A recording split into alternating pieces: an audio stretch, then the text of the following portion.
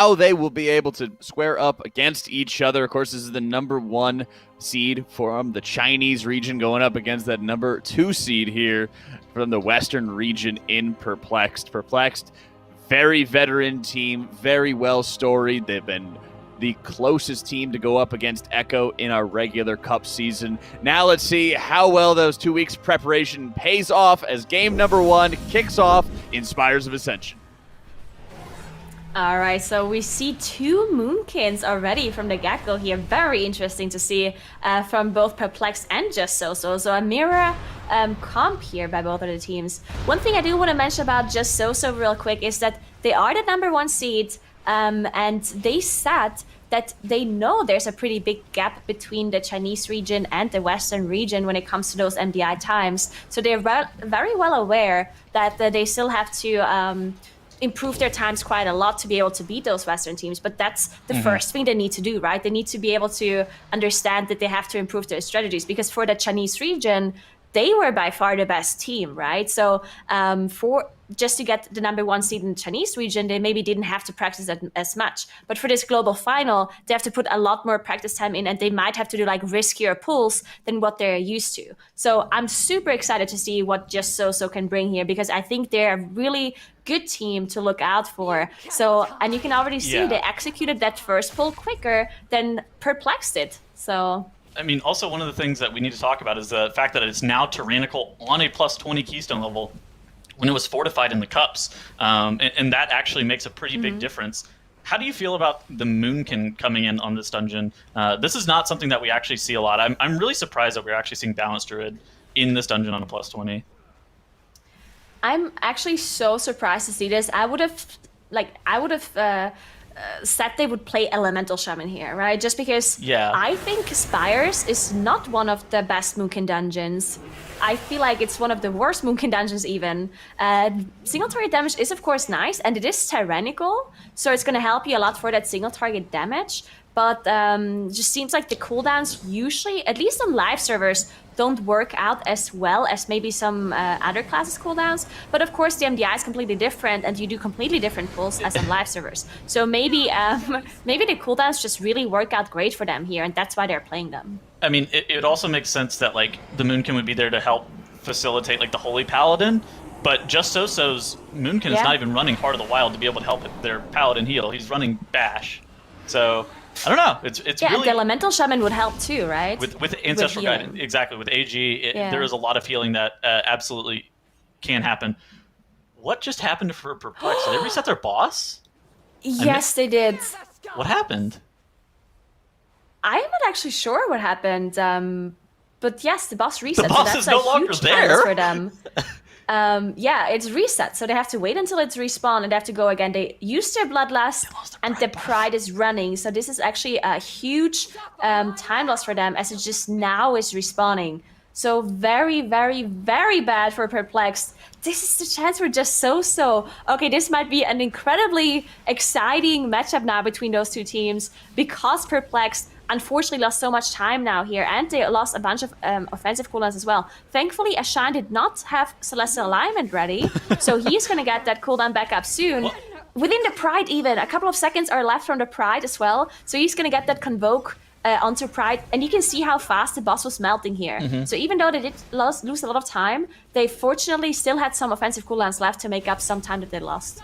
But I think the interesting thing for both sides is like, Perplexed has lost a lot of their pacing. Like they may end up having cooldowns at really weird times now, because like they have to use them on the boss when they otherwise would just have it up for the trash back after or whatnot. Whereas Just So, they're continuing to play their game. They're getting these skirmishers down. These skirmishers are very dangerous for your tank, so you do see Moon DH kiting out all of those skirmishers while they are enraged.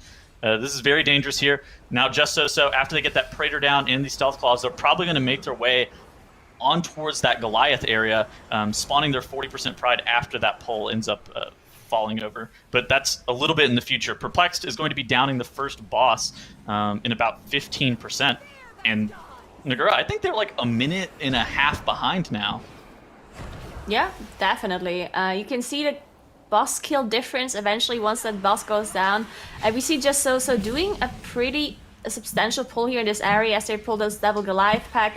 They don't have combustion ready just yet. PI now being popped by Shrimp on the mage, which is the most German way of saying the mage that I've ever seen. As just so is not dealing his back. And Moon is dropping really low. Actually, did proc some of his street deaths, but does still have defensives available. But yeah, it has a little bit scary now on the Demon Hunter here for Just So. No Trinket, no cheat death available here. So they have to watch out for that Vengeance Demon Hunter. Yeah, you do see him guiding these enraged Goliaths. I think that now that I'm really thinking about it, I'm pretty sure that the reason that they're playing Balance Druid is because they need the suits for the Angels later on in the instance. Yeah, that... Yeah, oh my gosh! Oh my gosh! A Rebellious Fist goes off for Just So. You are able to outrange that. It's 30-yard range, but Shrimp and Old Bear end up getting hit by it. It's the one that was not enraged. This is really scary, especially if your tank is having to kite the pack, because you're not going to have enough kicks for all of these Goliaths. But Just So does a great job of being able to... They know that they can let a cast go off as long as it's not the enraged Goliath, and it doesn't really matter as long as they are able to either have defensives up, the mob is not enraged, they'll be able to live, especially since it is tyrannical. Perplexed has gotten some of their trash count that they did need from that first area, and now are making their way towards the first landing in Spires of Ascension. They're doing their double Goliath pull here. They're still really far behind. That reset on the boss was absolutely awful for them. Yeah, definitely. And one more thing to note as well is, of course, that they have very few interrupts with the triple ranged. That means that you have the longer interrupt because of the silence of the priest is a long interrupt. You have the 1 minute cooldown on Solar Beam. The mage, of course, can use Shifting Power to get the counter spell cooldown a little bit lower, but it's still just quite a long cooldown. So that's why they probably had this Goliath cast go off. And they also focused one Goliath to be able to spawn that Pride earlier. A little bit of an efficiency thing, which I did like. So now Perplexed is dealing with that same pull. Looks like they're also spawning the Pride, but they are using Invisibility Potion to skip it. So I really like this strategy here by Perplexed. Yes. Because once the Pride goes down, you need to use those Kieran Angels to get to the next platform, and you're losing quite a lot of time. So being able to skip it, probably the better strategy here by Perplexed. It's definitely faster, but the downside is that this pull that they're about to do here off the side of Perplexed with that Kyrian Spear is really dangerous since they don't have access to that Prideful buff. They also are going to have Bloodlust come up, or not Bloodlust, Combustion come up a little bit late. They don't have Power Infusion. They do have CA Convoke is what it looks like. But this pull is really, really scary for Perplexed. I'm interested to see how they end up doing it. So Divine ends up lining all of those mobs into where they're stacked perfectly, and then they drop the Kyrian Spear. Now it's every button is being pressed immediately, and you're trying to get all of these mobs down as quickly as possible. That Goliath starts to enrage, immediately gets soothed off, and the pack ends up dying basically within the duration of the Solar Beam on top of all of those castigators with the Dark Lash cast. That was really good from Perplexed. Yeah, and here's where the Moonkin utility also comes into play, right? You have the Force of Nature taunting everything once the Kyrian Spear goes out. You have the Vortex to keep the Skirmisher inside the pack. And you also have the Solar Beam for those Ether Divers to be able to not have any of those casts go off. So really good usage of utility here by the Moonkin as well. As Just So is still ahead, but not that far anymore. You can see the percentage is now the same. And if Perplex just somehow manages to deal with this trash pack quicker, then they might just be able to catch up here, because there's no death difference. We only have the time difference because of the reset, but there aren't any deaths on the board. So this is still very much a close game, and Perplex can catch up as you can see them deal with this trash pack, everything at once. Interesting. This is a big pull by Perplex, just dealing with the squad leader and also extra trash, 3 extra trash mobs even. Just So did a very similar thing. And then they're playing the Manifestation of Pride that spawns off of that squad leader with the rest of the trash pack. Of course, they do have to commit the Ashen Hollow to make sure that the group is going to be able to stabilize. But that's a really efficient pull, assuming that you're able to pull it off. For Perplexed, I wonder how much they're going to have to commit. Are they going to have to commit the Ashen Hollow? How many offensive CDs are they going to be able to like limp by with? Because you would really, if you're on the side of Perplexed, you would really prefer to play greedy here. Looks like Ryson doesn't have to commit that Ashen Hollow at least yet. If he's able to get around not using it, you do see the wings are coming out, but if he is able to get around not using the Ashen, that's absolutely a good position for them to be able to blow up Vintanax. Just So already still still in the lead based off the fact that the first boss did reset for Perplexed. Vintanax is already down to 50%. Both groups do have Bloodlust coming up in about 3 minutes. I'm interested to see where the groups are going to use their Bloodlust. Nigro, do you have any estimation of where that may end up coming out? I think they might just save it for the Angels at this point, because if they use it in 3 minutes, they're gonna be at the next boss, and it might be like a time save to use your Bloodlust on the third boss. But it would make the Angel Pull incredibly risky, because we've seen teams usually not have the Pride buff for it anymore. So if you don't have Bloodlust for it either, on a +20 plus Raging, it's going to be definitely incredibly difficult. We've seen those teams play the Angels with Raging before, but it's causing so much more trouble than without that affix. We do have the Moonkins, of course, who can help dispel, but it's a 10-second cooldown on Soothe, so you can only dispel one of the Angels. Of course, it's going to be the Angel that has the AoE damage aura, but you still just, you know, it's just going to be a struggle for them. So we'll see what they use that Bloodlust for, and bless you. That wasn't me who sneezed. Oh, I think that was Jack that sneezed, but I'm sure he's somewhere appreciating that. Now Just So taking the flight path over across to the next platform. Perplexed on the other side, starting to catch back up. If you look at their splits, Perplexed was able to make up a minute there of lost time that they did end up losing at the very beginning. I think that comes off the back of being able to like skip a Pride, just a little bit more efficiency of cleave, like Naguro was talking about earlier. Some of their pulls just are a lot more efficient. Whereas on the side of Just So, they're very clean with what they're doing. Nothing has gone wrong for them. They are continuing to play their strategy, and that is very important coming into this next section. There is this Hellion Forsworn Goliath pull that they're about to do here. This is probably the most pivotal point in the dungeon. In groups, we've seen so many wipes in this dungeon to this pull. This Justicar, you do see all of this pack is getting grouped up by Just So. That Warden is being tagged. Now everything is being line of sight around that pillar. You do see the Ring of Frost coming out to try to make sure that everything is grouped up before that Kyrian Spear comes out. Now all offensive cooldowns are going to be popped. This is important. Basically everything needs to die within the duration of the Solar Beam and this Kyrian Spear. So you have about 20-ish seconds for everything to die, otherwise Just So will wipe. So now you actually do see the Dragon's Breath come out right at the end of that Solar Beam. It's actually a great job of Just So to be able to delay the casts a little bit longer. Now they have their 80% Pride that they're going to have to kill off here, and that looked absolutely perfect for Just So. On the side of Perplexed, they're doing the exact same thing. So everything is the exact same here. You have to be incredibly careful. But unfortunately, there's a Justicar that did not get its way inside of that Kyrian Spear. This is really dangerous. It's free casting Dark Flash right on top of the pack. Yeah, so they did manage to get it in now, but it was definitely casting a lot, and its higher HP now also didn't get the damage increase either, and they're now all raging at the same time. So we see the Dragon's Breath being used by Wolf Disco, and making sure they use as many interrupts as they still have left to be able to deal with these enraged mobs. You still have the Goliath, and that Justicar needs to be soothed. And it looks like Ashan actually instantly used a Soothe as soon as it went into Raging, because they're running out of interrupts, so these Dark Clashes are just going through. But without the Raging effect, it's not too big of a deal, as they also had this Warden's Deceit in the back to be able to get the weapons. One thing to note about the weapons is that they don't have any melee players, but it doesn't actually matter who picks them up, as far as I'm aware, right? Even if the healer picks it up, it's going to be the same amount of damage as if a melee player would pick it up.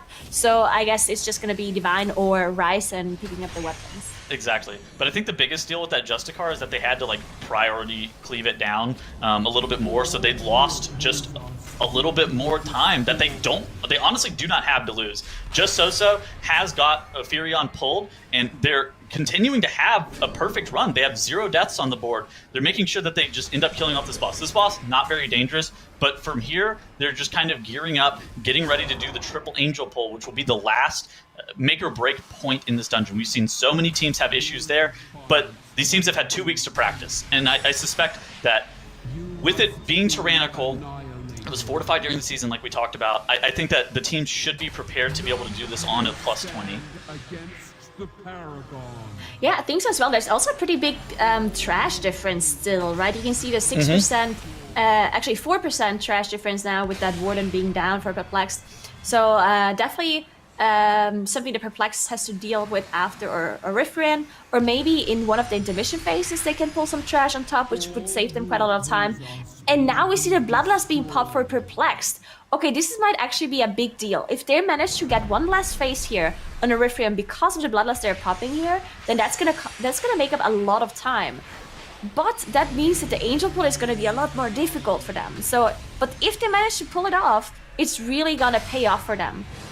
Just so not committing the Bloodlust, and therefore this boss is gonna take quite a lot longer for them. But they have the safety of the Bloodlust for that Angel Pull. Yes, exactly. I think that, oh goodness. I guess if you don't need it, it should be faster, especially if you're able to like one phase of Fury on here. Yeah, the Bloodlust usage is really good for time here, especially since they did just one phase this boss.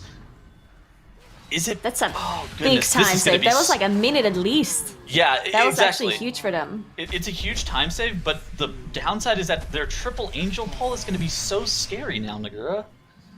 Are they going to? Oh gosh. I think this might actually be the whole reason why they're bringing this druid, because maybe they said, you know what? If we have a druid for the Soothe, and also like. Wait, they don't actually have Incarn ready for the Angel Pull. They're not gonna have anything. Just, as you can see, it's actually in cooldown now. So if they're gonna do the Angel Pull without Incarn and without Bloodlust or Pride, then I mean respect. Like that's kind of crazy in a +20 key. So all eyes on Perplexed now. If they can pull off this Angel Pull now, then they're definitely going to be in the lead again. But yeah, that's a very risky pull. Without anything. If they decide to do it. They just have combust. Well, they have combustion, but that's it. Yeah. Like, they don't even have power infusion for another... I mean, they'll have power infusion to burn into the boss, but... Or into the angels, but it's not going to be up, like, on pull with combustion here. They're not doing it. Oh, they're only doing 2 angels at once. Okay, so let's see what Just So. Is Just So gonna do it? I hope. They should. I think is the actual answer. They are doing it. I think they're setting it up. Yep. Okay, so Just So is doing the triple Angel Pull. They saved the Bloodlust for this moment. Let's see if they can pull it off. They do also not have Incarnation available. So no Convoke, no Incarnation from the Moonkin. But they have the Combust, they have the PI, and they also have Ashen. Ashen is being popped by Old Bear, and they have Wings. So they should be having a huge amount of AoE damage. But the most crucial point is going to be that Enrage. Because we have the Raging Affix, they have one Soothe effect, but he needs to be able to Soothe Cloud Dust. That's the one that has the AoE damage on the whole group. The other ones are not actually that important to Soothe. So as long as he gets Cloud Dust, the Druid goes down! I'm not sure if he managed to Soothe. He did. Looks like he did manage to Soothe before he went down, and that's all they needed him for anyway, because he doesn't have Incarn ready, so it's totally fine that he goes down here. As long as they manage to finish it off evenly, though, because if they don't kill those mobs evenly, they are going to fully heal. And they managed to do it! And they're now going to be able to skip the Pride as well by using that invisibility potion, and then they can get out their Moonkin. So this is huge for Just So. They are now back in the lead, as Perplexed had to... do 2 pulls. So now they have to do Clotus by itself. They have to commit their Incarn as well on a Shine. So Just So definitely back in the lead now. Yes, Just So proving why they are China's #1 team. They are looking really, really good there. The ability to be able to pull off the triple angel on a 20 keystone level with Raging is absolutely phenomenal for them. I think that their poise and their precision to be able to kill all 3 of those angels at once was really scary at the end, especially with 1 DPS dead. But they're able to do it. Perplexed gets their Pride spawned in the corner. They're able to Invis potion it off, but I think it's a little bit too little too late. As Davos is dropping sub 80% here in just a moment for Just So. The boss will end up phasing into an intermission at 70% HP. You see that Pride off to the side is basically as long as you don't get within, I don't know, let's say 20 yards of it, you should be good. So you're able to comfortably run the orbs with that Pride sitting off to the side. So neither group should be in any danger. But Perplexed has Ashen now. You see Ryzen just popped his Ashen for Devos. So this might still be close just because of the different cooldown usages, right? We see PI being used for the boss now, Ashen being used for the boss. Incarn is going to be available again at the end. So yeah, you can see how quickly they're catching up on Devos' HP. you see, of course, Just So is in that first intermission phase, but Perplexed also reaching that first intermission phase soon. Still very close between those two, but Just So just being able to pull off this triple angel pull is just so good for them. Just caught up so much. Yep, and now Just So has some of their offensive cooldowns back up. They have that combustion. They do have that power infusion for the mage. You do see the mage is probably going to get one more combust over the course of the entire fight, maybe even potentially two, depending on how much CDR he's able to get. You do see those Fey Guardians being targeted onto him as well, allowing him to get a lot more CDR. Now Devos is going to be phasing into the 40% intermission here in just a moment. Perplexed has finished their first intermission, and they do have some of their cooldowns up, but they don't have as many CDs available to them as Just So did coming out of this first intermission. But this is going to be really close, actually. A lot closer than I thought it was going to be because of that one death differential, too. Yeah, definitely. And you can also see the Incarn difference as well. I mean, Ashan is going to have Celestial Alignment up faster. Plus that Convoke, which is a huge single target damage boost, of course. Not sure if Old Bear is going to get that Ashen Hollow back, because of course it's a 4-minute cooldown and he did use it on a triple angel pull. If he's going to get it back, then that's going to be huge for them. But if they don't have the Hollow at all on the boss, then that's of course a huge single target difference as well. And you can see Devil's now 32% for Just So. Perplexed struggling to catch up here. They already used their offensive cooldowns in the first phase. You see Ashan just now got Celestial Alignment back, but at this point he has to save it for the last phase. And Fly also is getting the Celestial Alignment back. So I don't think there's going to be a big difference in offensives. This might just be Just So winning this first game. Of course, very unfortunate reset for Perplexed. And if the boss wouldn't have reset, I definitely think the Perplexed would have been faster here because of how close this is. But still, really good performance by Just So. Yeah, Ashen coming back out for Old Bear here. The boss is going to be melting now. And yeah, this is it. Just So winning that first dungeon here against Perplexed. And what a great performance by them. Yeah, and we were, looking to see what kind of performance that they would be able to have throughout, the series in this tournament, playing in a very new region as well. So Just So taking that victory here in Spires of Ascension, and that dungeon went kind of surprisingly long. I'm curious what your take is on that one, Syro. It seemed just like we would be looking for 19, 18, something like that, but I guess it's part of the expectations of, all these 18 dungeons of, going up to 20 are being chested and being completed quite not too much further away from their usual times. Yeah, at the end of our regular season of the MDI, some of our faster runs in here were in that lower 18-minute mark. But you have to remember, Spires of Ascension was a fortified dungeon in our cups. It's now a tyrannical dungeon, which inherently is just going to be a little bit slower. And in addition to the 2 extra dungeon levels on top of that, it makes sense to be sort of in this 21, 22-minute range. It does still seem a bit slow, I think, like you mentioned. I'd like to see some lower 20-minute runs. But I think all in all, it was a relatively clean run outside of the, the unfortunate reset that we keep talking about here. But check out the damage from the mage over on Just So. Actually just pumping out damage. And he kind of is the star player of that team from what we've kind of learned. That is so much damage. Yeah. He is the main. He is the main character of his team.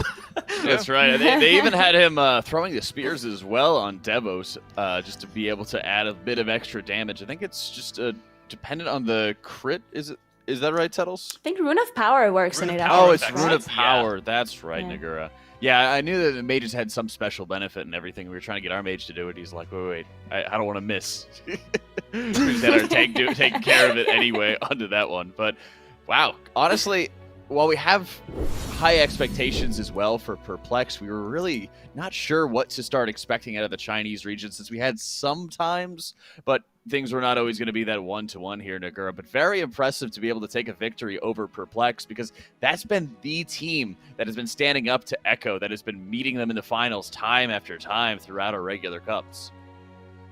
Yeah, definitely. And one thing that surprised me the most was that they picked the same comp, because this is this is not a usual Moonkin dungeon. So somehow Just So also figured this is the best comp as Perplexed, right? So usually we've seen the Chinese regions maybe are a little bit behind with the meta or not playing the best comps for dungeons, but they somehow figured that this is the best comp for this dungeon, and Perplexed did as well. So they must be right, and somehow there must be a big reason why the Moonkin is to play here and why this comp works so well. So really impressed by the Chinese comp and just like the strategy they're playing.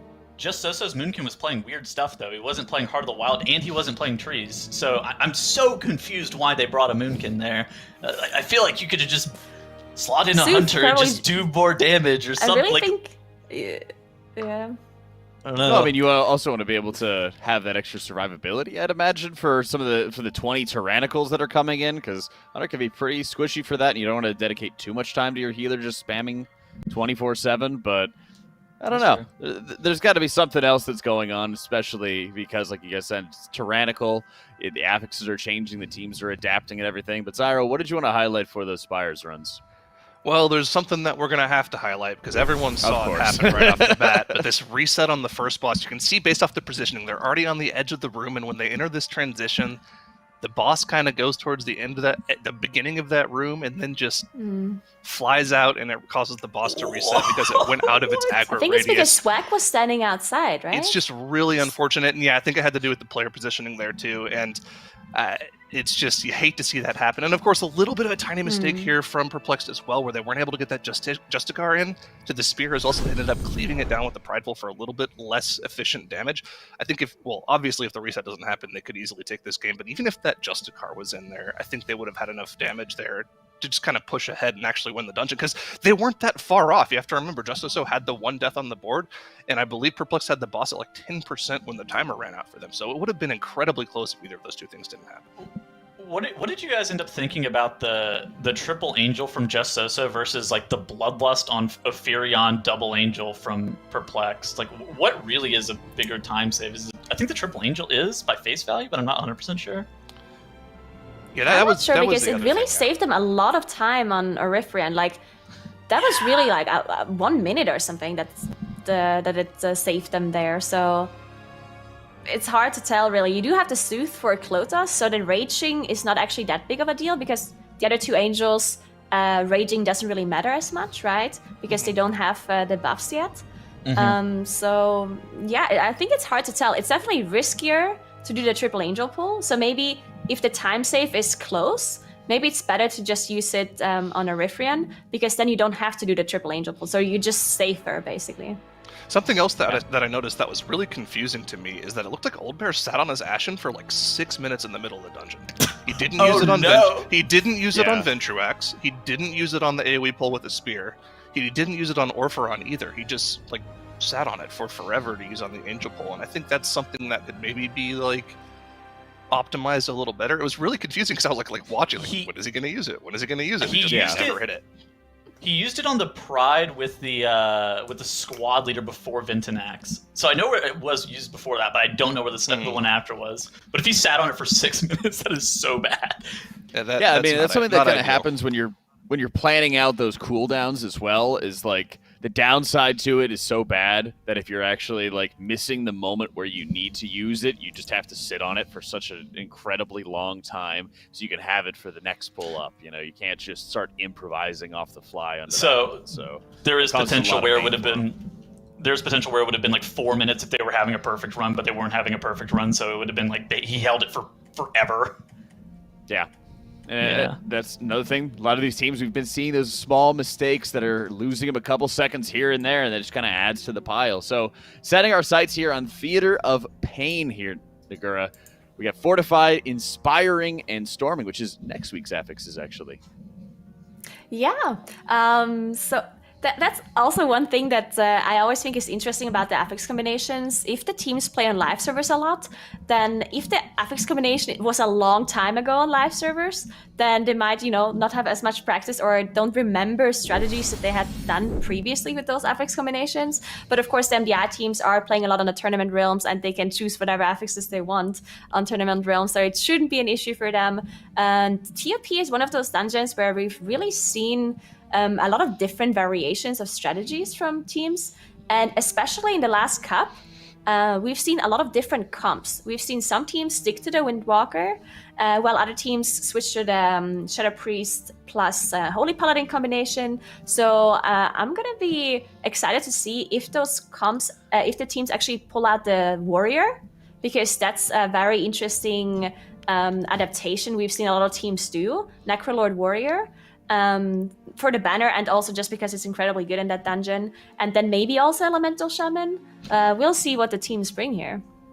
Go for it, Zaro. I know I think you're completely right. I think we're definitely going to be seeing some sort of weird comp. Maybe not necessarily in this match, but I know some other teams have been practicing the Prot Warrior, Windwalker, Ellie Shaman comp in here. You don't really want to power up the mage too much in Theater because it's mostly single target, so mage really isn't that good anyways. So kind of focusing more on just general good comp damage is what I see a lot of teams going for here.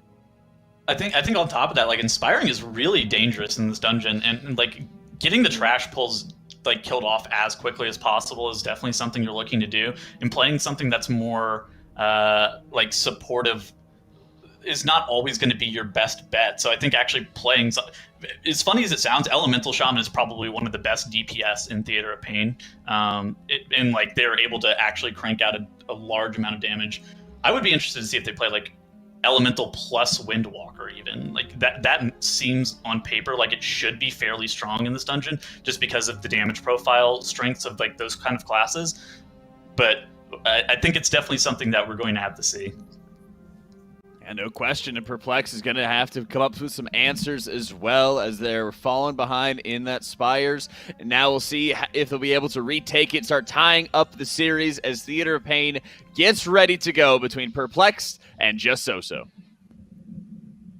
All right, well, I'm super excited to see the comps here in this dungeon. And if you're a Perplexed fan, you definitely want to see them just do well in this dungeon, because Perplexed is really like the number 2 seed of the Western teams. And it's also, Perplexed was really just this contender up there with Echo, right? So many times we've seen Perplexed almost beat Echo. In the first cup, they even won against them. And they're really just this team that improved so much. And they are the ones that, before the first game, I would have said are the clear favorites in this matchup. But now with seeing Just So-So doing so well, of course Perplexed having that reset, but still just being consistent and doing so well really means a lot. So especially in TOP where lots of things can happen, it's going to be interesting to see what we see here. But Just So-So not actually switching up their comp, playing that same comp while Perplexed is playing Hunter and Windwalker. Very interesting compositions here for both teams.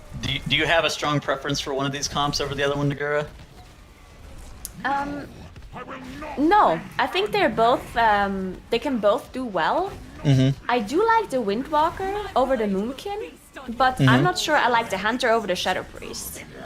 That's fair. But that's just like a theory, right? I'm not, I think both can do well.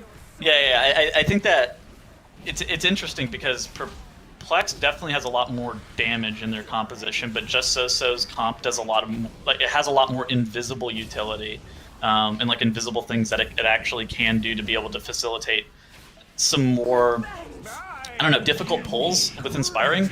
I think the last time we saw this dungeon was like Inspiring Necrotic, which, I mean, obviously that's like a really good like Moonkin style key, but with it just be Inspiring Stormy, I don't know if Moonkin is necessarily better than like Hunter Windwalker in terms of just like raw damage. But Just So-So gets the first boss down really quickly.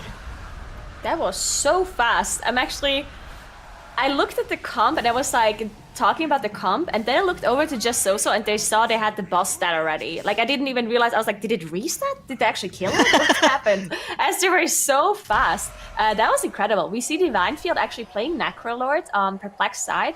I wouldn't be surprised. Yeah, there we go. So Moon on Just So-So side also playing Necrolord. So they have the Vengeance Demon Hunters providing that Covenant here. This area can actually be very dangerous because these souls are inspired. So now we can't actually see them. And they're pulling the Guardian on top here as well. So this is going to be a dangerous pull because it's fortified. They cannot see those mobs. So all of those casts are just going through, plus the Soulstorm as well.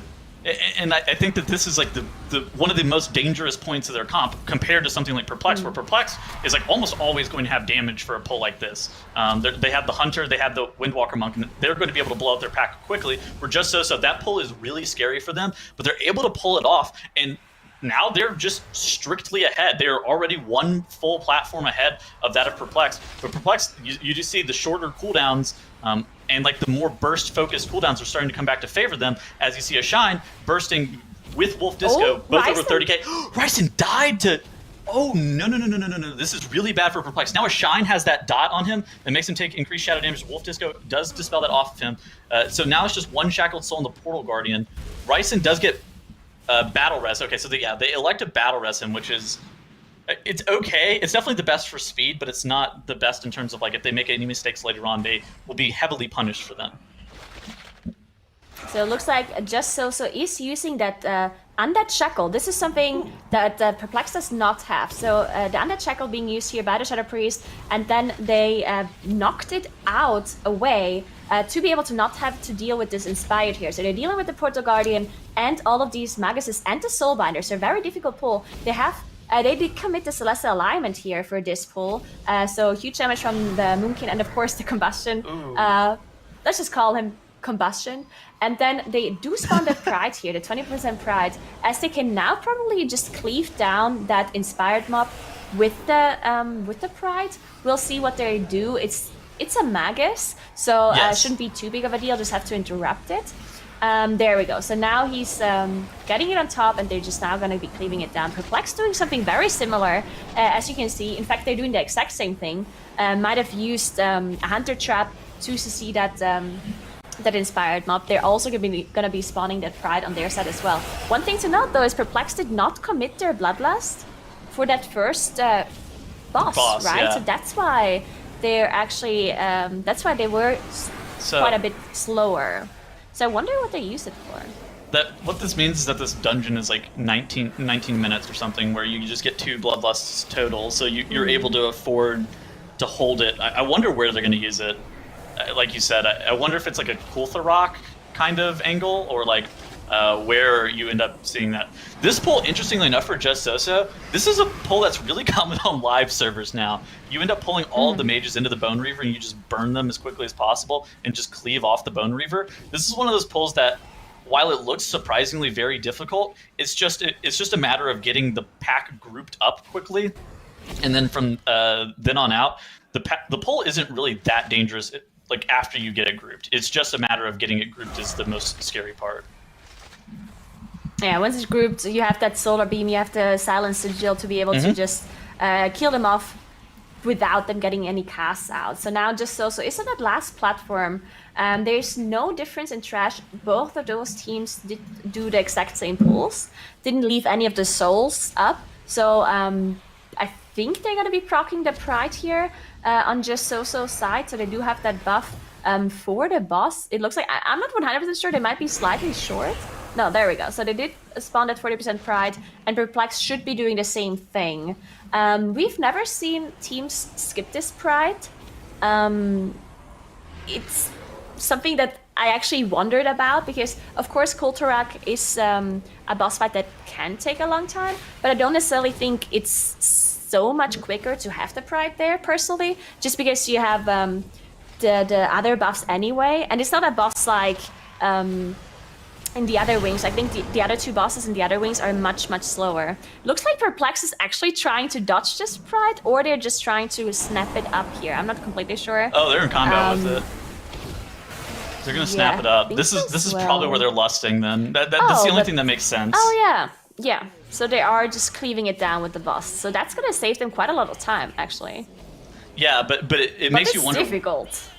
It also makes you wonder where their second lust is about to be, because Just So has the opportunity to basically bloodlust anywhere in the back half of the dungeon, whatever they just believe is the most efficient, where Perplexed's opportunities are a little bit less, they're a little bit more limited. I suspect it's probably going to be like one of the Gorechop pulls. That one seems pretty volatile, like whenever you know where the inspiring mobs are there. They're very, very dangerous. But Kultharok is starting to get burned really quickly from Perplexed, whereas Just So, I don't know, they're going just really slow, even though they had that Pride buff. Maybe it's just the difference of Bloodlust, but I think it has something to do with the offensive cooldowns that Just So had, like what they had to commit into the Pride coming into the pull, whereas Perplexed was able to just cleave everything. They're not that slow, though. I mean, they're still pretty far ahead, right? I mean, considering that they soloed the Pride, and then went to Kultharok, where Perplexed is cleaving it down, they're still faster on their side.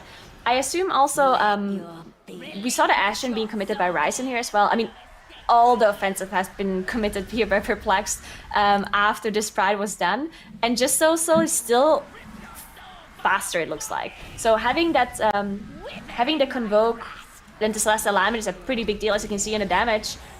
But the Hunter damage also high, right? As Shine also doing a lot of damage on their side. So if you look at the damage difference, it's not that big of a deal, except the fact that it looks like Just Also did not have Ashen available, right? Because Old Bear is, I mean, I don't want to say low on damage. 4.2k DPS is still a lot, but I'm not completely sure if he did commit that Ashen or not, compared to Perplexed, that is almost up to 7k DPS on their Paladin. If they manage to save the Hollow for something else, that would be pretty huge, right?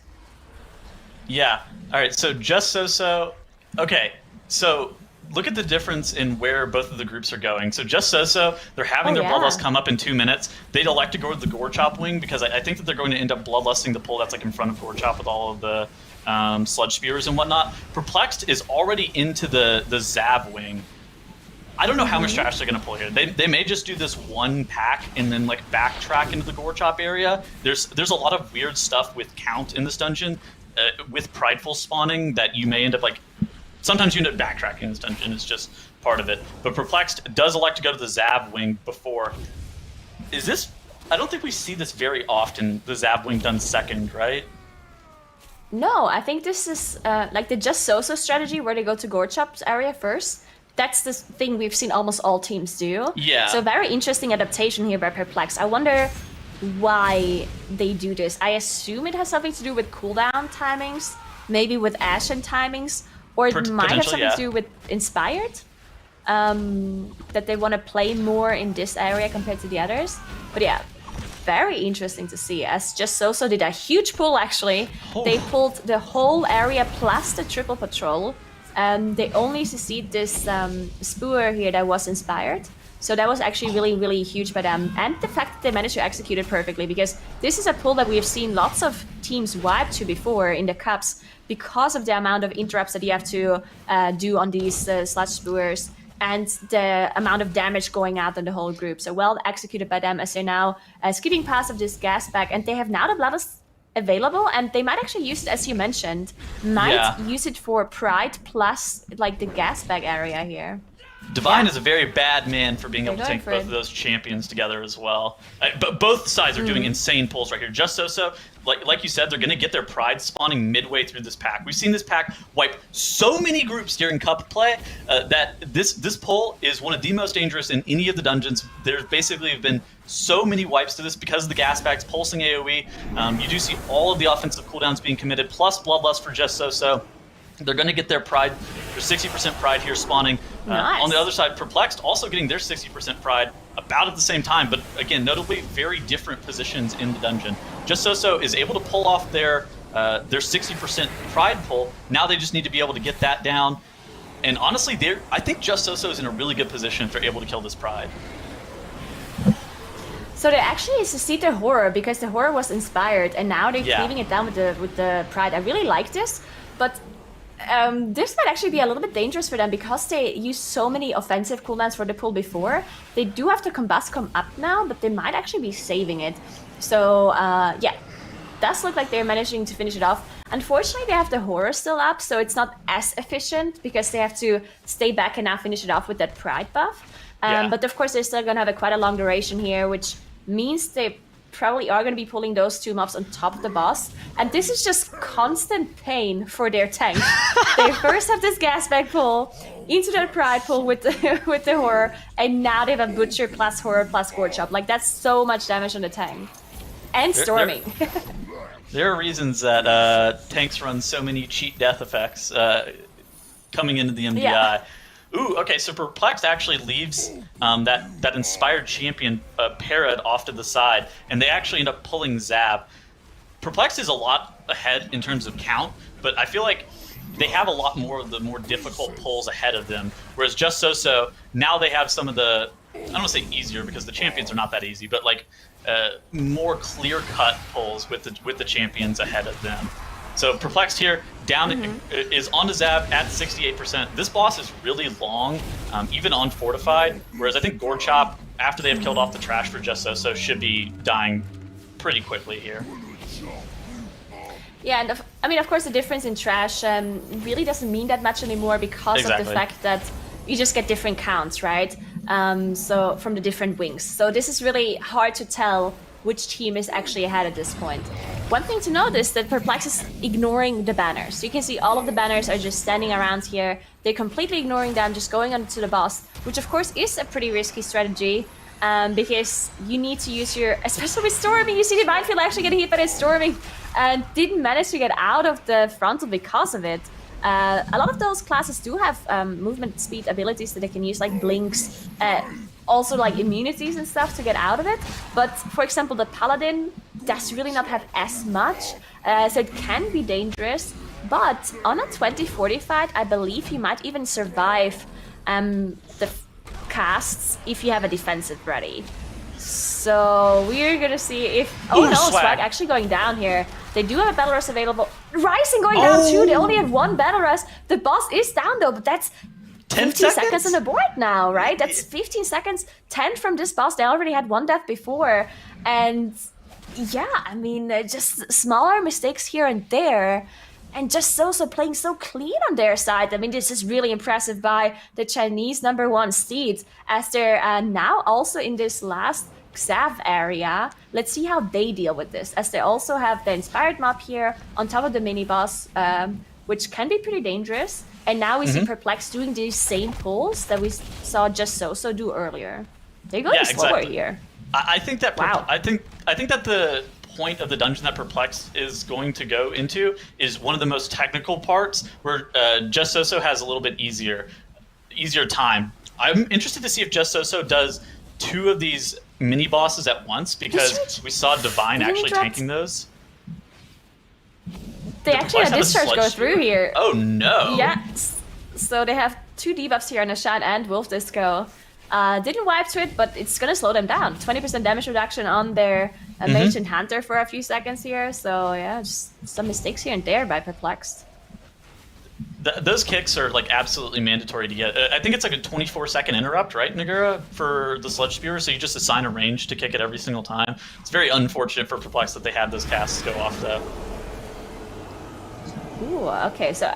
Ooh. Interesting adaptation here by Perplexed. So it looks like they are skipping that 80% Pride and also skipping this whole area I like here. that. So I like it as well. Looks like Just So is doing a skip as well on their Pride. I assume they want to use this Pride for the last boss. So this is a very... The Just So strategy is a very, like...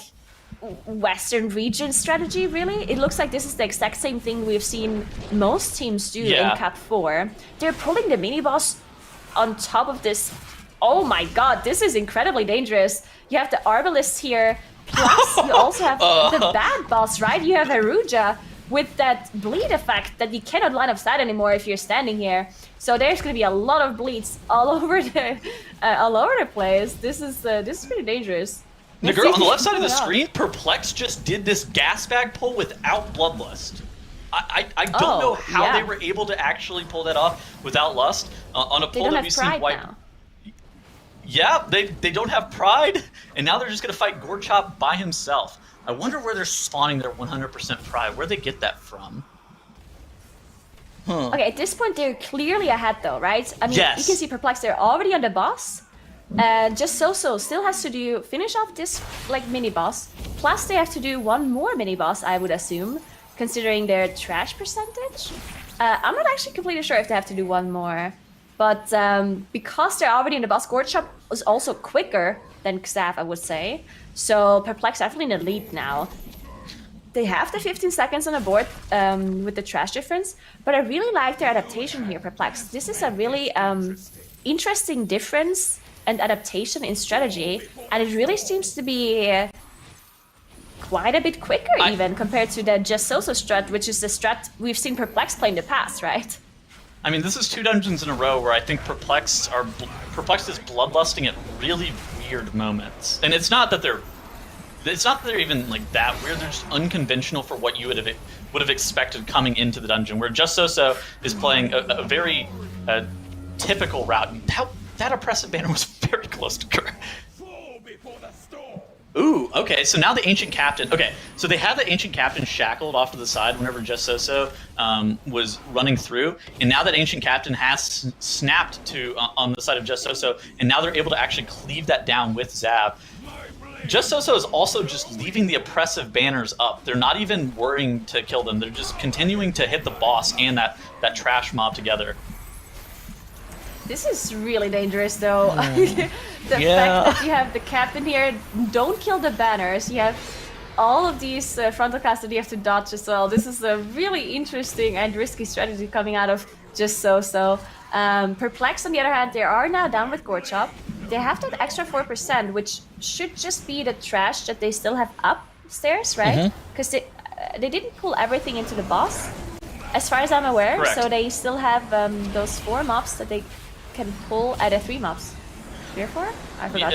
Either way, they should be. Yes. Okay, so they are going to be able to just finish off this Pride. They already sent 1 player upstairs to be able to just trigger that event. It looks like it was Wolf, so Wolf Disco did trigger the event, which means that the boss is going to be already there once they go up, and then have the Pride, and they also have the Bloodlust available. So, yeah, wow. Interesting strategy by Perplexed. Just So are now finishing off Zab as well. They're about 30 seconds behind. Still gonna behind. be close, but they still have to kill the Pride, right? So they're just one whole Pride mob behind at this point, yeah. Yeah, the actual timer from the boss split says that they're a minute behind. I think they're a little bit less than a minute behind. But they also are Bloodlust behind. You see, Perplexed has Lust on pull. They're able to get that popped immediately, and this is very interesting. It's like we were talking about earlier. This dungeon is going to end up being right over 19 minutes. So if they lusted the first pull, they could have potentially got squeezed out an extra lust in the dungeon. However, it's going to be right at the moment where it's almost impossible for them to actually get 3 lusts here if they do have a clean run, don't have 3 deaths, that kind of thing. Exactly. But Mordretha's just kind of dead. That boss got murdered by Perplexed. That boss absolutely is getting destroyed by Perplexed, and those 15 seconds are just not going to be enough for Just So to be able to caught up. They did spawn the Pride a little bit early, as the boss is still at 4%, but they should be able to survive through it, as we're actually going to go to game 3, and Perplexed is winning this Theater of Pain with a very interesting strategy. That was really well played by Perplexed. That's right, Perplexed bringing it back, taking the victory and tying the series 1-1 right now as they take that theater victory, and very well played. And this is the bounce back that we were kind of looking for out of the team, because we know how strong Perplexed has been over years, many cups, especially in Season 1 and our regular cup play as well, Zyro. Yeah, and I think we also got to see something pretty exciting that we don't typically get to see in an MDI setting, which is just different comps and different strategies being used against each other. And you can see Perplexed really just kind of took the reins here and played a much cleaner strategy, and I think with a much more suitable comp for the dungeon. Running that triple burst AoE comp so they didn't have to commit their lust to the first boss, so they had it to deal with the 20 Tyrannical Koltharok later on, and then they still had the second Bloodlust up for the final boss anyways. I really like the routing throughout the dungeon. I think this is one of those things that is going to be more apparent as we move further in the weekend, because these teams have had 2 weeks to practice these dungeons. They're coming up with different strategies and different comps, and this is, I think, just the start of that. Yeah, no question. And there's not really, crazy time for teams to adjust and snipe strategies that easily. Compositional differences. We were speculating a lot about leading up into this dungeon in particular, Tettles. I mean, I know you were talking about the Windwalker as well being a potential option. Yeah, exactly. And I was really surprised that it's not even just necessarily the comp differences between the two teams, but just the timing for Bloodlust. It felt super weird. 2 dungeons in a row where Perplexed is kind of bloodlusting at unconventional times, and they're able to... I don't know how much time they actually saved in terms of over Just So-So's Bloodlust timings, but the fact that they were able to do the most dangerous pull of the dungeon without Bloodlust in that Gorechop wing with all the inspired mobs, and they were able to pull that off. I mean, that looked really good, and being able to do that without Lust, that is an absolutely massive time save, because Lust is typically best used on bosses whenever you're amping it up with Pride. In terms of time saves, it's either used to facilitate a pull that would otherwise not be doable, or it's just best used on a boss whenever you have that prideful buff.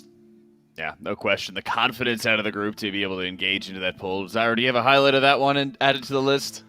Let's check. I'll actually. All no, right, I don't let's think I do. find I don't think I do. No, because I mean, they made it look so clean when they did it, right?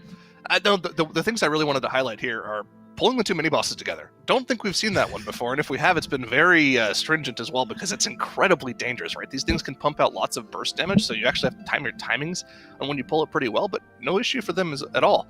And then, of course, we saw from both teams this strategy that's been more and more prevalent on live servers where they opt for the no banner strategy, which can be pretty dangerous, but pretty much everyone has tools to get out of it. Storming. And their only deaths at the end here are due to storming and Ryzen trying to man up and kill the boss before he dies at the last second. But, you know, they all have tools to get out of it, right? They've got the roll and the Tiger's Lust. They've got blinks. They've got Night Fae abilities. They've got all sorts of things that prevent them from dying. Freedom, bop, lots of things. So it looks scary, but it's actually pretty safe to do. And, you know, they played pretty well. I mean, 2 of their deaths were when Zab was at like 1%, and they only had 1 other death in the entire dungeon. I'd be pretty happy with that run if I was Perplexed. Yeah, no question. They just get a shortcut as well. They get teleported back into you know, the atrium at the very dead center. They're chilling onto that one, right? So, yeah, like you mentioned, Perplexed played very well. They innovated onto their strategies. These are the things we're always going to be looking for from them. And now, you know, we're starting to set our sights here in Nagura towards Necrotic Wake, which we've been seeing, for example, out of Echo not losing a beat at all when they go into this dungeon. Yeah, I assume we're going to be seeing very similar things from both of those teams, with very similar to the Echo strategy, which was a 12 minute and 10 seconds clear by them earlier today, which is a really, really difficult time to beat. But we have this Raging Affix that really is going to make or break it later on in the Necropolis area, in my opinion. Like, the team who can abuse the Raging better on that cleaver is probably going to be making up the most time. But of course, before you get to the Necropolis area, there's so many difficult pulls that are so risky to pull off. And if you have any sort of mistakes, it's going to cost you so much time. So whatever team plays cleaner and then also manages to save those weapons for the Necropolis area and use that Raging is going to be coming out ahead in this dungeon for sure. Yeah, and you know, we've also seen to very extreme effects how important that first pull of the dungeon is as well, Tettles. Just make-or-breaking teams. Yeah, you can definitely fall into the problem of running it down if you have any deaths during that first pull. It feels like, especially if your Kyrian member who is supposed to activate the Goliath for some reason ends up dying there. There is like you said, I think that is one of the biggest make or break moments. There, of course, are some pulls with like Kyrian weapons and spears and stuff like that, but I don't know, the 30 to 40% pull at the very beginning is so scary, and I'm interested to see how these teams are going to look coming into Necrotic Wake, because this is one of the dungeons that we've kind of given teams like mulligans for being just like bad at or like having major mistakes. But these teams have had 2 weeks to practice this dungeon, and a lot of the issues do come at the very beginning. And this is the global finals. There's no more time to like write it off as like, oh, that's unfortunate that it was Necrotic Wake. And there's a lot of rooms that you can make mistakes in Necrotic Wake. I think right now the most consistent and clean team is going to win. And honestly, both of these teams have looked great, and I don't think that either team has anything to be upset about so far. Yeah, and I think that's one of the biggest things, is it's sort of setting up the stage in many respects, Nagura, for an absolute bloodbath tomorrow for when we actually start eliminating these teams. Because, you know, we already have Stygia and Gargoyle Stream in the lower bracket right now. We're looking to see who those other teams are going to be. And if the competition's getting this tight, this strong for all of them so far, it's just going to be ridiculous to see what tomorrow brings. Yeah, I mean, this is a global final for a reason, right? We have the best teams in the world here competing, and you can see just how close some of these matches are. I mean, some some people say that the Chinese region is behind when it comes to strategies, but Perplexed is definitely one of the best teams of the Western region, and you can see how close they are here against Just So. So it's really, really incredible to see how well they can do as well, and I'm just excited to see what more they can bring for us here, especially in this Necrotic Wave just now, and also what the other teams can bring tomorrow, specifically because of those elimination matches that are going to be so important for those teams.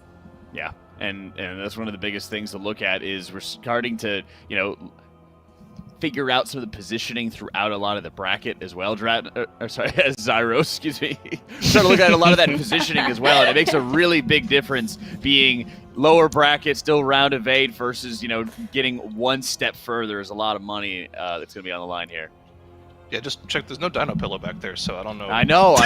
Looking at your background's still throwing me off. It's so different, Yeah, I mean that's something to point out here. Winning right now in this first round doubles the amount of money you get. Like every win is worth a ton, and when the overall prize pool is 300 grand, that's a nice chunk of change you're looking at here. But look at this Necrotic Wake. Yeah, that time from Perplexed that got beaten earlier. Wait. Today. So yeah. That's actually incredible. Incorrect. I just realized. Those are our stats. Before this is all the stats yeah. before the tournament that we got into. So that is a great point. We did see a 12-13 run out of Echo just today. So Perplexed, this is supposed to be their fastest dungeon from the regular season. And hopefully we don't see any teams that are going to be getting that peak deaths of 26. What do you think about that, Tettles, though? On average, we have 7 deaths throughout the dungeon. On average, Just So has had 0 deaths across both of the games that we've seen from them today. So, true. Yeah. Hopefully they don't have 7 in Necrotic Wake, because, dude, this is definitely one of those dungeons that snowballs out of control really, really quickly. Earlier we saw a stat for Plaguefall, which I think is the other dungeon that kind of has a tendency to snowball super fast. The peak deaths, or not the peak deaths, the average lives claimed for that dungeon was also like 5.5 or 6 or something like that. 5.5, yeah. Yeah, like this and Plaguefall are the dungeons that have the highest chance of you like really, really struggling once you have like a couple of deaths. But that just like shows how much the practice truly means to these teams coming into this cup. You have to be able to mitigate deaths in Necrotic Wake. There is no way that you can be able to get by it in this dungeon with a bunch of deaths. That's right. And, we're going to be seeing a lot of Necrotic Wake throughout all of this. It's going to be the very first game, of course, for any team that's hoping to get into the grand finals. So that's going to be very huge for a lot of them. So that every team who has those high ambitions, those high aspirations is going to be practicing it. Let's see what they got as Perplexed and So are tied 1-1 here as Necrotic Wake gets going. All right, so no surprise here with the composition. We do see the same comp double Shadow Priest, which is crucial for the Necropolis area because of that mind control. And we also see the DKs, which are just, you use them for that AoE damage, for those huge pulls that we see them do here. Both of them executing this first pull well. This is one of those important pulls that can cause lots of trouble. We see Perplexed use a hammer here on the Pride before they go activate the buff, while Just So walked over to the Goliath to get the buff while fighting the Pride. So slight difference here, but it seems to not affect their speed, as both of them are almost exactly even on this pull. Impressive, wow. Just So has a little bit more trash count that they were able to obtain before with that pack. I think it was just like an extra couple soldiers, maybe a couple blight bags, something like that. But now Just So and Perplexed have pulled like the remainder of the trash that you do really need in this first area, right on top of Blightbone. Everybody's stacked up. They're pulsing AoE with that Anima Exhaust. The Anima Exhaust is just doing a tremendous amount of damage to the rest of the pack. Blightbone dies within seconds for both sides. Now Just So and Perplexed are making their way out of this first area within 2 seconds of one another, 1 second of one another. Yeah. And they have 3% more trash on Just So side. So I would say those couple of seconds that they were slower are definitely made up by like a little bit of trash they can skip later. So might be a slight difference in strat here. You can already see Perplexed is gathering a huge pull while Just So is skipping something here. So the Necromancer is being skipped by Just So, but they're pulling the mini-boss instead. This mini-boss is incredibly dangerous because of raging. We've seen Stygia webs just before. Perplexed, though, is pulling the Marauders and the initial pack without that mini-boss. Wolf Disco proccing that Cauterize, but he should be fine as they're now spawning the Pride. Here's the Pride. Yes, exactly. They don't have that. Like you said, they don't have an Enrage Dispel for Nerzuda. Nerzuda's still at like 20% HP, Necrotic bolting and Grim fading. Okay, they're able to get it down, and now they're able to turn their focus onto this Pride. I think I prefer Just So-So's position here. Even though they did have to commit a lot to that one mini-boss pull, I feel like just the efficiency of that pack, and now the fact that there's 6% enemy forces ahead, I think they're in a really, really good position here. Yeah, 6% ahead, and the one thing that is always going to be really crucial in this dungeon, and we don't have exact stats on this, is the usage of the weapons. That's going to be incredibly important. Of course, if you can manage to if you manage to do a pull without a weapon while the other team needs to use it, that's going to be a huge advantage for you later on. We definitely saw Just So commit the orb for this pull they just did, while Perplexed did not. Necessarily, I'm not 100% sure, but Just just completely blew up this trash pull. I assume they used a spear. They javelined it, yes. As you can see, yeah, they used a javelin on their Shadow Priest, while Perplexed also used one, right? You also have Swag be on 100k DPS, so I assume they also used one. I think the Shadow Priest of Just So crit a lot, while Perplexed didn't, because they were just completely one-shotting that pack. Well, also, Just So-So's pack was about half the mobs that Perplexed was. Perplexed had a lot more mobs, so the damage was diffused. 6% less than. Yeah, exactly. The damage was diffused across a lot fewer targets for Just So the pack's like individual HP was a lot different. Now Just So, what are they doing? They just picked up the he weapon, melded that and off. they're now using. Okay. Yeah. Okay, so Shrimp from the side of Just So had ran ahead earlier and was already standing up on top of that ledge, and both sides actually end up gripping some of their party members across because that Holy Paladin does not have access to Shadow Meld. But Just So, at the exact same enemy forces count as Perplexed, they're already onto a Marth, and they are ahead right now. I like this matchup so much. They're so fast. We're 4 minutes 30 into the dungeon, and both of those teams are about to finish off Amarth. This is incredible how quick they are, and this usage of the mount as well. We've seen this before in Cup 4, where they mount up, they get rid of the passengers, and then they use that priest grip to get them up faster instead of having to go around. So this is those slight little min-max things that we see Just So adapt to now, and it's incredible to see just how quick they are. You see Amarth going down soon for Just So they did commit the Ashen Hollow here by their Paladin, both of them. You can see Ryzen doing 11k DPS on Perplexed side as well. So slight advantage here for Just So. Of course, we are not 100% sure how many weapons both of these teams still have left. There might be a slight difference. If Perplexed has some more weapons left, then they might still be closer than it looks. But yeah, we're gonna have to see how to deal with that Necropolis area. I know that Shrimp for Just So has a Javelin still, and I know that Moon for Just So has the Orb. I don't know what Perplexed has, like, at all. I would suspect they have similar. It looks like Swag is carrying the Javelin on screen right now. I suspect that Perplexed probably has an Orb. I just had also 4 times in the span of a couple seconds. I don't know why I did that. But yeah, so I think that they both have very similar weapon usage coming into this Necropolis area. So this pull is going to be so crucial.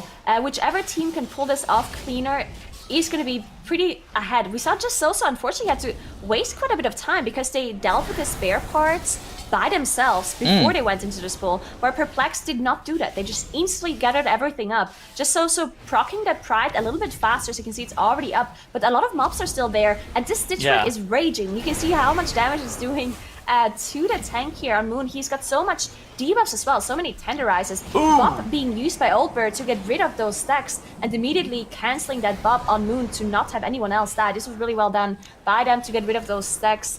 Perplexed, on the other hand, also with that Pride, but they didn't have the Stitch Work alive for too long. And you can see Just also up to 90% trash. So they actually pulled some more stuff in this, while Perplexed did not pull everything. Yeah, Just So also really late on getting that Flesh Crafter into the pack. Perplex is able to get their Pride down quickly, This Pride is lasting a very long time for Just So, and they're kind of out of gas. They're just waiting for this Fleshcrafter to continue to cleaver it, and everybody's dropping super low for the side of Just So. You do see their mage is sitting in Ice Block here. One of the cleavers is now coming out. The mage has to come out of block. He alters. Okay, they're able to get that Pride down. That was so close. so close, yeah. That last cleaver, Ryzen going down. They do have a battle rest, immediately getting him back up. But 5 seconds on the board, it's gonna mean so much for them just because this game is so close between those two teams right now. We see the Fleshcrafter now being in raging range for Perplexed, while on Just So's side, the Fleshcrafter is not in raging yet, and we see their DK going down. He immediately looks like the mage going down too. So we have 2 deaths here, both of them actually releasing, not using the battle rest. So now they're gonna have to they need to fly back up, which is a little bit of a time loss here. They don't have Bop available either to not have to kite this Fixate. Because they used the Bop earlier on Moon to get rid of the Tenderize stacks, they did not manage to Bop the Fixate, which means that their Shadow Priest actually had to kite it out, meaning it's a damage loss because they're going apart, no cleave, and so on. So yeah, this is a pretty big time loss here for Just So, unfortunately. Yeah, but I do still think that Just So should still be in the lead, even though they are having just a few more deaths. The assistants are going to die a little bit earlier, and there is basically fixed spawn timing between like the assistants and then Rot Spew. Oh my gosh, Moon just got clocked. All right, so everything is fine for Just So. They need to be able to take a deep breath, pause for a second, regain their composure, and basically the rest of this dungeon, they should be about 20 to 30 seconds ahead, assuming they have what is the perfect run. Ooh, Ashen Hollow coming out for Old Bear. That's very interesting, because if you look at the time, this might be the last one he gets in this dungeon, right? So the fastest we saw in this dungeon was 12:11, you said, right? In the pre-show. So I mean, if that time is like indicative of what we're going to see from this run, then yes, that should be the last one that he's going to get. With where he's using it, I don't believe that would be the last one he's going to get. That wouldn't really make much sense to use it on Gore Grind. However, the mob is kind of dangerous, so I mean, maybe there is some merit of using it here. Also, both of the teams, I mean, there's a Fleshcrafter in this pack here, but that Fleshcrafter is always there, or? I'm not completely sure, actually. Because we see a Fleshcrafter here for Perplexed. Is this the one they carried with them? They carry this one through with Mind Control. There is no Fleshcrafter in the because in the Rock Just So does not, right? Yeah, they killed theirs with the assistants. So that means if Perplexed uses the Fleshcrafter properly, then that's actually gonna really get them ahead in this dungeon, because they're gonna be having it for the boss, for both of the bosses. Right? Exactly. As we've seen, Echo carried the Fleshcrafter not only through this boss, but they also kept it alive for the last boss, because eventually it snaps up to you, and then you can use those cleavers for the last boss as well, which saves you quite a lot of time, because it's fortified plus raging, so those cleavers do a lot of damage. But Just So finishing off that Fleshcrafter means they're not going to have that cleaver for the rest of the dungeon. The difference is also Pride timing. So Ryzen goes down for the side of Perplexed. He has to get battle rezzed almost immediately, and Perplexed is starting to even out the death total, which honestly they cannot afford to have any more deaths here. Look at all these raging mobs on the screen for Perplexed. Just So has spawned their 100% Pride. They will be killing that off prior to pulling Stitch Flesh. And Perplexed here, they do, like you said, they still have this Fleshcrafter available. They're not going to kill this at all. They're not even going to get 100% Pride. Instead, they're going to use those raging cleavers to be able to just kill off some of the targets that they do need. You see Wolf Disco polying that Fleshcrafter to get him healthy again. So I think at this point it's Perplexed being in the lead, just because this Pride that Just So is playing, I don't think this is actually giving them that much. Because of the fact that I'm pretty sure you're able to one-face this boss without the Pride, unless maybe they don't want to commit any sort of weapons. While Perplexed, on the other hand, they don't need the Pride, they have the Fleshcrafter, they probably don't need to commit barely anything for this boss. You can see just how fast he's melting because of those cleavers that they have, and they also, I do assume they used one weapon here, but the difference in having this Fleshcrafter versus not having them is just so big, right? You have those cleavers just helping you out so much. Plus, you don't have to play the Pride. It's another pretty big time save to just skip that Pride and kill the Fleshcraft at the very end of this boss fight here on Nalthor. Just so dealing with this fight, and he jumped back up still. They have to get him down one more time. And yeah, Perplexed just... If you look at the timer, it's 12 minutes 15. So at this point, Echo was already done with the dungeon. So Perplexed still being slower than Echo. But that strategy with the Fleshcrafter definitely just being overall faster, as you can see. And Nalthor just melting. It's weird because I feel like Just So, like, if they were able to do the same thing just with that one mob, just with the Fleshcrafter, I feel like they would have been in the lead. I think so as well. This was the only difference, I think. Because they were actually had up until that point where Perplexed carried that Fleshcrafter with them. So that's the only difference here. I think Just So had a better strategy, or at least executed it better up until that, and up until deciding to not take the Fleshcrafter with them further. That 100% pride is... It was really slow for what they were able to actually gain out of it in terms of the damage gained. Whereas Perplexed is just not even going to play that. They're going to spawn their 100% pride with the Fleshcrafter. The Fleshcrafter is just infinitely more damage than that prideful buff. Yep, they're finishing off the Fleshcrafter now, and they are going to win that series, but I still want to say that was incredibly close between those two teams, and I'm just super excited to see what both of these teams can bring for us tomorrow for the next games, because, I mean, wow, that was a really incredible performance by both of those teams. And no question, Perplexed taking that victory here, and